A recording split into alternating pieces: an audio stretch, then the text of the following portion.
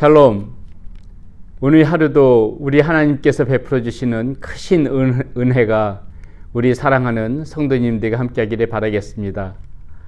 자, 다시 베드로 서신서로 돌아왔습니다. 오늘 우리가 함께 나눌 말씀은 베드로 후서 2장 1절에서부터 11절까지 말씀입니다.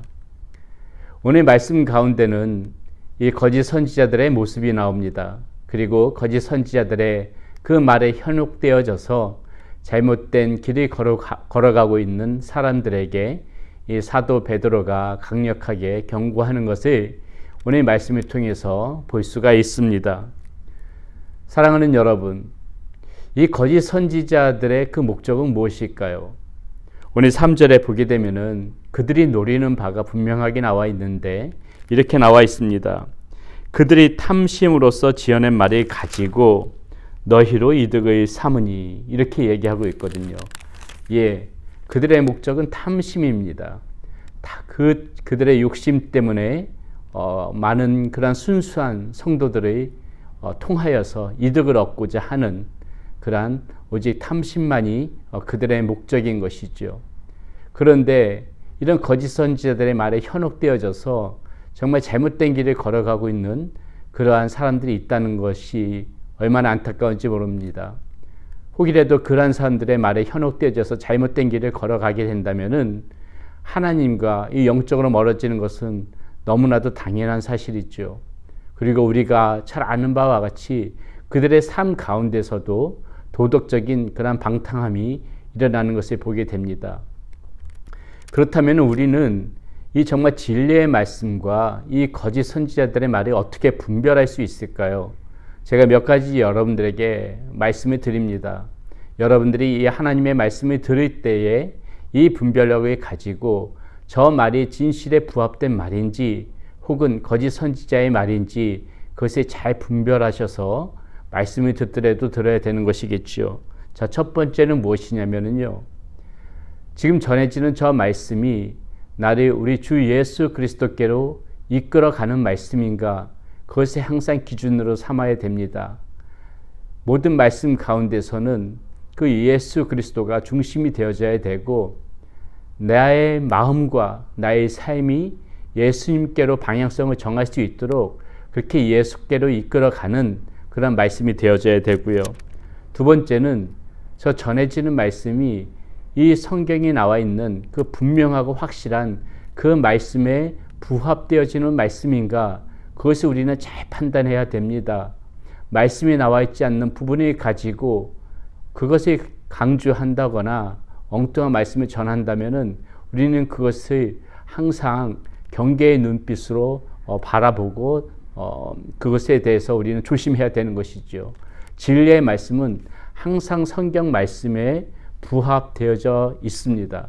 그렇기 때문에 이 정확하고 분명한 성경 말씀에 지금 저 전해지는 말씀이 거기에 맞춰져 있는가, 우리는 그것을 잘 판단해야 되는 것이고요. 세 번째는 저의 그 전해지는 말씀이 지금 나의 믿음을 강하게 하고 있는가, 나의 믿음을 강하게 이끌어서 나를 하나님이 기뻐하시는 그런 삶의 목적으로 이끌어가고 있는가, 이것을 잘 판단해야 되겠지요. 나의 믿음을 강하게 하는데 그 방향성이 잘못되어 있어. 그러면 그것도 문제가 되죠.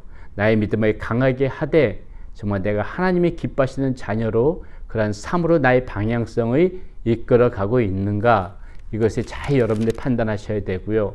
마지막으로 저 말씀, 전해지는 말씀이 나의 잘못된 행실을 돌이키게 하는가, 이것을 또한 우리는 잘 판단해서 그 말씀을 들어야 합니다. 내가 그 나의 욕망대로 살아가는 그러한 모습이 있는데 저 말씀, 전해지는 말씀이 나의 지금 이 잘못된 삶의 방향을 지적하고 있구나, 나의 잘못된 행실을 돌이키게 하고 있구나, 이것을 우리가 잘 분별해서 진리의 말씀과 그리고 이 거짓 선지자들의 말을 우리는 잘 분별해야 됩니다. 여러분, 거짓 선지자들 분명히 문제가 있습니다. 잘못되어 있지요. 그러나 그러한 말에 현혹되어져서 넘어지는 우리도 역시 문제가 있는 것입니다.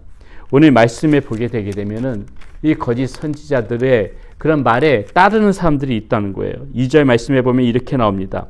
여럿이 그들의 호색하는 것에 따르리니. 자, 그 거짓 선지자들의 전해지는 말에 그것을 분별하지 못하고 그것에 따르는 사람들이 있다는 것입니다. 이것이 안타까운 것이죠. 자, 이 거짓 선지자들과 이것에 따르는 사람들이 어떠한 문제가 있을까요? 계속해서 사도 베드로는 4절부터 8절까지 보게 되면은 분명하게 이야기하고 있는 부분들이 무엇이냐면요. 자, 이 천사들도 이 방탕한 천사, 잘못된 길에 걸어가고 있는 그 천사들도 하나님께서 심판하셨다. 또 그 노아의 그 홍수를 예를 들면서 진리의 말씀에 진리의 말씀 가운데 잊지 않고 경건하지 않은 그러한 사람들 심판하셨다. 또 소돔과 고모라 성도 멸망하였다. 이렇게 지금 계속해서 이야기하고 있는데요. 자, 여기서 이 얘기의 가장 중요한 이 사도 베드로가 결국은 우리에게 하고 싶은 말이 이 9절 가운데 귀결되어집니다. 9절엔 무엇이라고 얘기하냐면요. 이 사도 베드로가 우리에게 진짜 해주고 싶은 얘기가 바로 이 말인 것 같아요. 이렇게 나와 있습니다.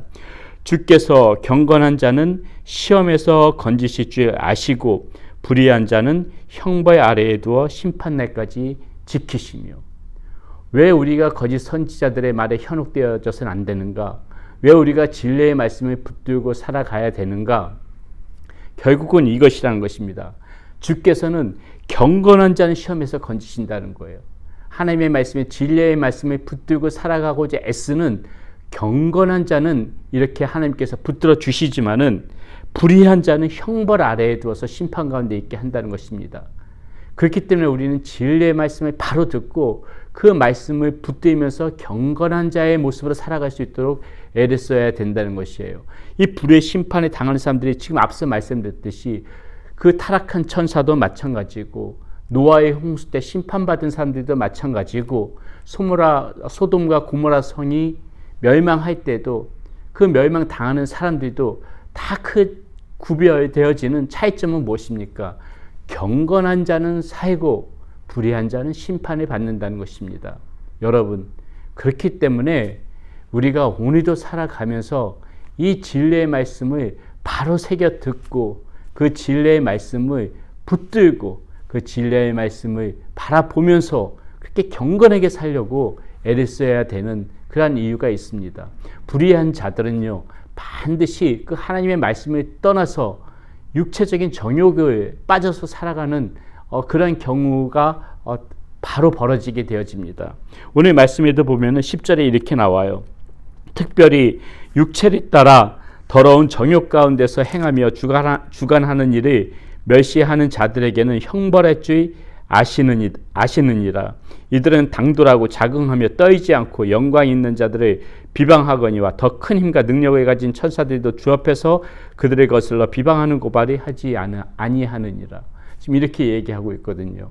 항상 경건한 말씀을 경건한 삶을 살아가고자 애쓰는 사람들은 진리의 말씀을 들으면서 절제하고 자신의 삶을 하나님께서 기뻐하시는 삶으로 그렇게 살아가기 위하여서 부단히 애쓰지만은요, 정말 말씀을 들어도 이런 거짓 선지자들의 말에 현혹되어져서 하나님과 멀어지게 되게 되면은 바로 이렇게 자신의 정욕대로 살아가며 도덕적인 방종 가운데 빠져서 자기 육체의 소욕대로 자기 좋은 대로 하나님의 마음에 두지 않고 살아가는 그런 상황이 발생되어진다는 것입니다. 그러므로 사랑하는 여러분, 오늘 이 말씀 꼭 기억합시다. 경건한 자는 하나님께서 건지시고 불의한 자는 그 심판하신다는 그 말씀을 듣고 우리가 생각해야 될 거, 내가 오늘도 어떻게 경건하게 살아갈 수 있는가, 그것을 항상 생각하면서 우리가 말씀을 듣더라도 저 말씀이 나를 예수 그리스도께로 인도하는가, 내 삶을 돌이키는가, 하나님의 말씀에 맞는 말씀인가, 그것을 항상 생각하면서 그 진리의 말씀을 즐겨 듣고 그 말씀을 붙잡고 우리의 삶을 이렇게 잘 갖고 나가는 그런 사랑하는 성도님들이 되시기를 바라겠습니다. 기도하겠습니다. 고맙고 감사하신 아버지 하나님, 오늘 말씀 가운데에서 하나님 거짓 선지자들이 얼마나 위험한지 다시 한번 생각하게 됩니다. 하나님, 우리가 말씀 하나를 듣더라도 말씀을 잘 분별할 수 있는 그러한 지혜를 허락하여 주시옵소서. 이 말씀이 나를 우리 주님께로 이끌어 가는지, 내 삶을 바로 세워나가는 말씀인지, 나의 믿음을 강하게 하는지, 하나님의 말씀에 부합되는 말씀인지 잘 분별하여서 하나님 그 말씀을 붙잡고 오늘도 우리가 경건하게 살아갈 수 있도록 우리 삶을 갖고 나가는 우리 사랑하는 성도님들이 될 수 있도록 인도하여 주시옵소서. 우리 주 예수 그리스도의 이름으로 감사하며 기도드렸습니다. 아멘.